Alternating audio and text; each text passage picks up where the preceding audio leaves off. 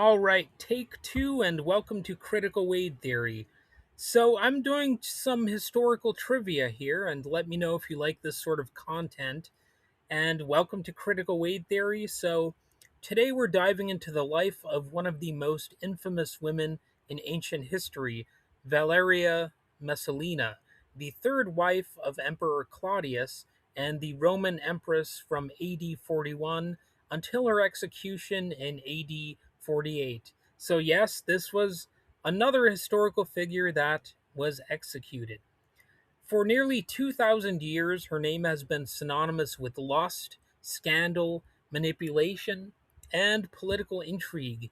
Ancient writers painted her as a woman whose sexual appetite knew no limits, someone who supposedly disguised herself as a prostitute and manipulated powerful men through seduction, and even attempted to overthrow her own husband. So that's fun, very soap opera esque kind of history there.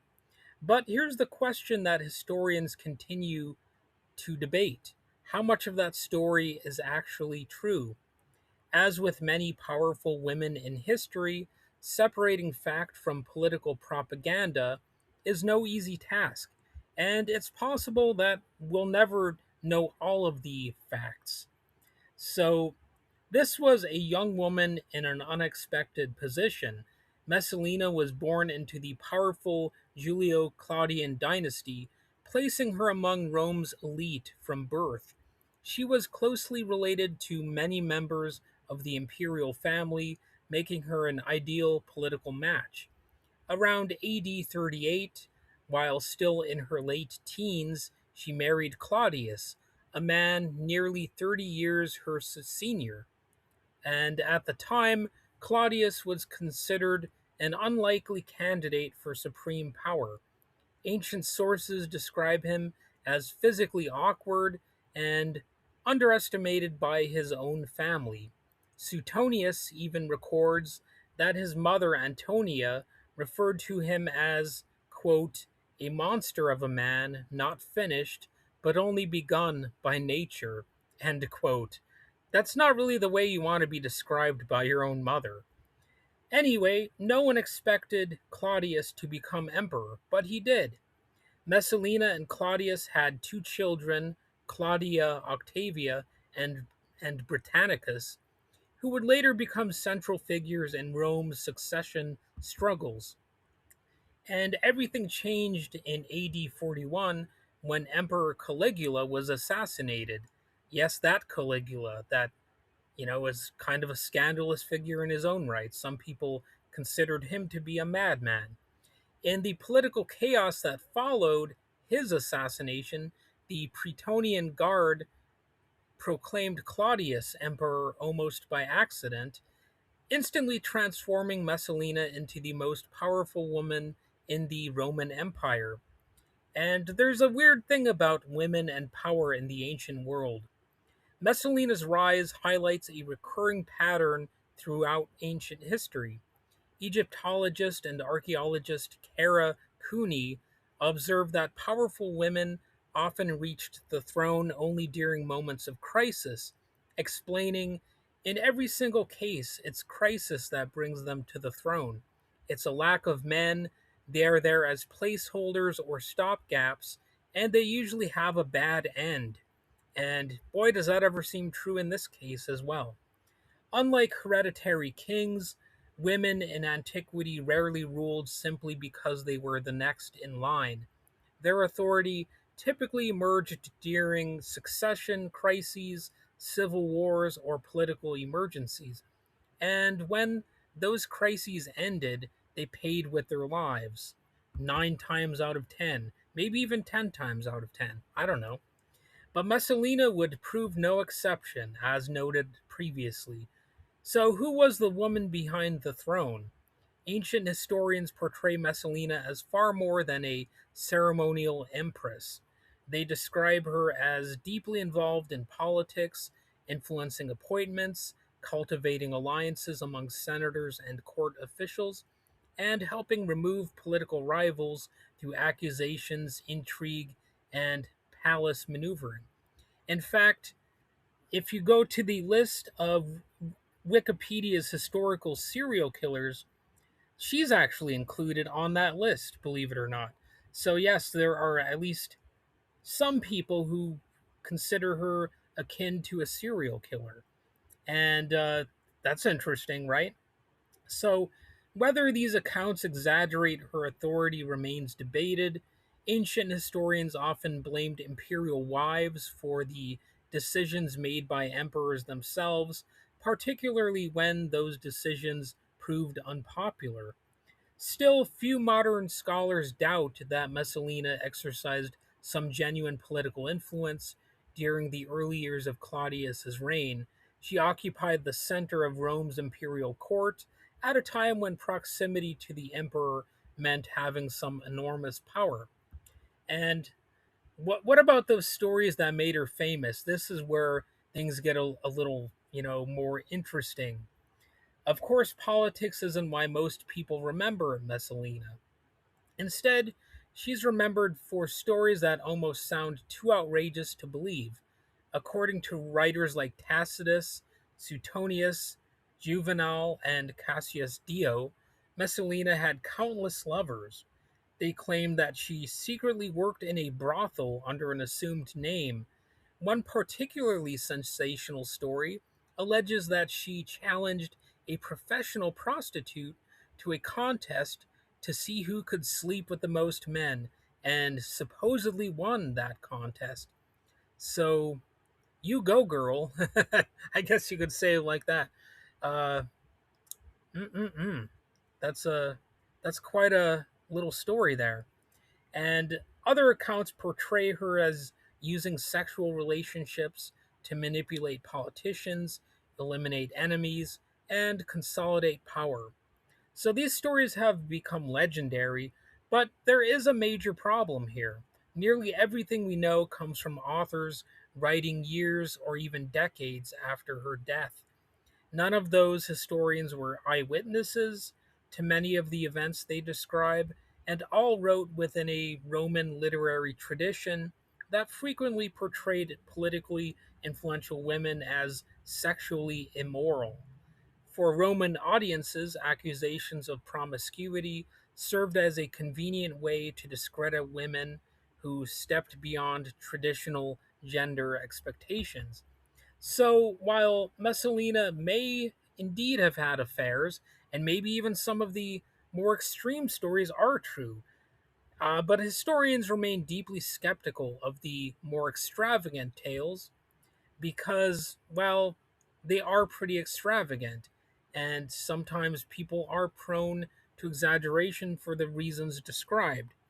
Then again, if you consider some of the, I guess, modern equivalents of powerful people engaging in extreme behavior, it starts to look a little bit more plausible. That seems like those could have actually happened. It's a crazy thing to think about if you consider things like the Epstein files or whatever, and other scandals that eventually come to light. And it's it's a crazy thing too because a lot of these types of things change everything over time. These scandals, they shape how we view these political authorities.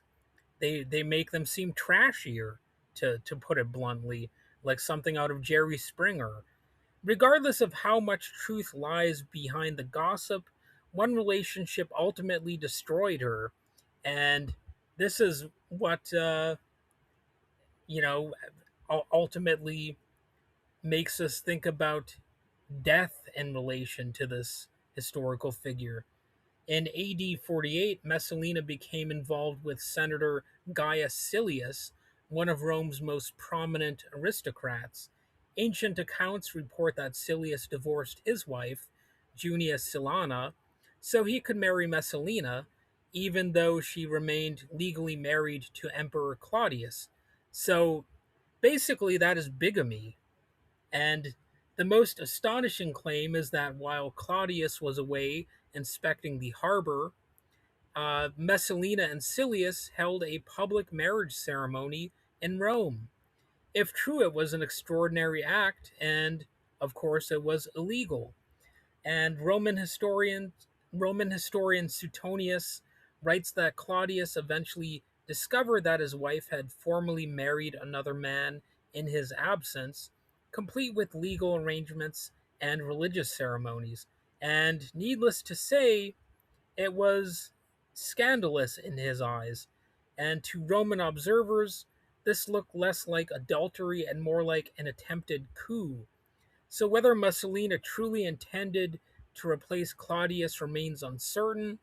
Some historians believe she and Silius may have been preparing to seize power. Others argue that later writers exaggerated the event into a full scale conspiracy. And the truth remains elusive. I'm sure you're starting to notice a pattern here. But it did lead to the fall of an empress, however true the rumor was, or the scandal, the event. The crisis reached Claudius through one of his most trusted freedmen, Narcissus. Convinced that Silius and Messalina were plotting to overthrow the emperor, Narcissus persuaded Claudius that immediate action was necessary. Messalina fled to the beautiful gardens of Lucullus on Rome's outskirts, and there she received one final opportunity. According to the ancient accounts, she was ordered to take her own life. Unable or unwilling to do so, she hesitated with the dagger. So a Roman tribune then carried out the execution himself, and he was like, I'll do the honors. Let me help you out with that. And Messalina died again in AD 48, probably only about 28 to 31 years old. And the aftermath was swift and ruthless. The Roman Senate ordered a damnatio memoriae, literally a condemnation of memory.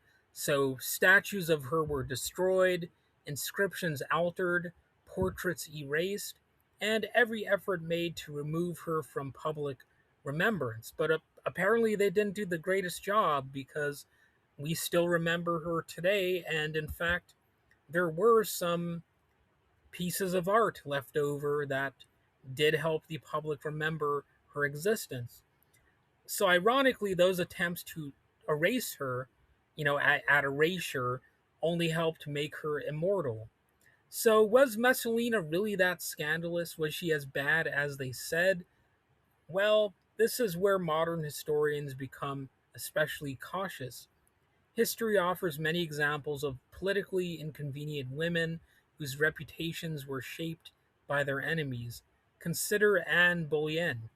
Today, most historians reject these sensational accusations of adultery, incest, and treason that supposedly justified her execution under Henry VIII, viewing them instead as politically motivated fabrications designed to remove an unwanted queen.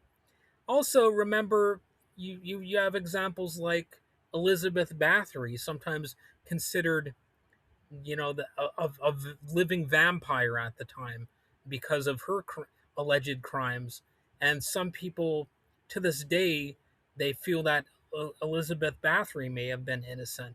So there's always going to be some debate when it comes to these ancient scandalous women. So could something similar have happened to Messalina?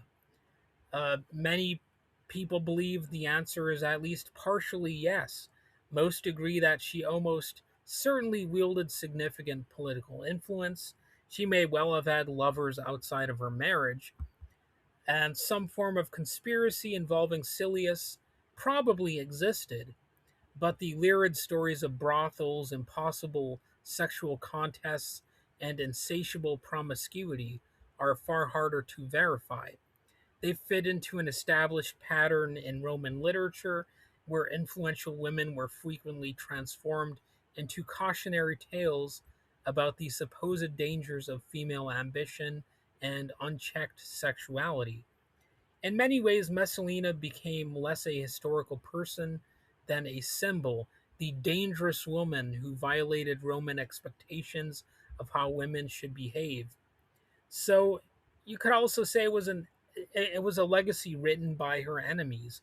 Nearly 2,000 years later, Messalina remains one of the Roman Empire's most recognizable women, despite all those attempts to erase her. Her name has inspired paintings, novels, operas, films, television dramas, and countless retellings. I'm sure there have been a few smut films made based on her legend. Although I did a little bit of research into that, just for research purposes, mind you, and I actually didn't find that many films of that nature uh, depicting her activities. So yeah, I don't know to what extent these movies or these retellings accurately portray her either. And to this day, calling someone a Messalina still would evoke ideas of sexual excess and political manipulation. Yet the historical woman behind the legend was likely more complicated and possibly less scandalous than some would have you believe. She was a young aristocrat put into one of history's most dangerous political environments, living in an imperial court where alliances shifted constantly, conspiracies were commonplace, and a single misstep could mean death. And indeed, that is exactly what happened to her. So, whether she was a ruthless conspirator, an ambitious political operator, or the victim of one of history's most successful character assassinations, still remains an open question. And the people who survive political struggles often get to write the history of it, and the people who lose rarely have the chance to tell their own side. Anyway, thanks for listening. If you enjoyed this episode, be sure to subscribe, hit a like button if there's one around. Feel free to comment, share it with people, all that kind of stuff. And join me in another episode because I will at some point explore the fascinating people, events, and mysteries that have shaped the world, both ancient and new, and I sometimes do movie reviews and music reviews too. Cover trivia sometimes, and also politics and just random aspects of society. All sorts of things can be discussed on this podcast.